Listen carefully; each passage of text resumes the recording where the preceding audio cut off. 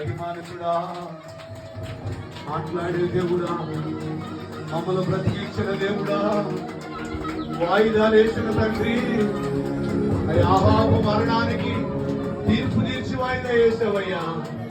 అహాబు మరణించాల్సిందే అన్నావు, అయినను తన కుమారులు కాలంలో మరణిస్తాడులే అన్నావు ప్రభా.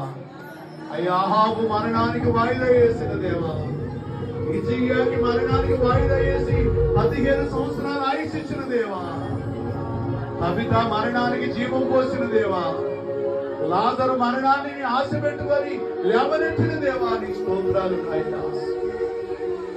మా మరణాలు మీరు ఎన్నో తప్పించారు ప్రభా, ఎన్నో సార్లు చనిపోవాల్సిన మా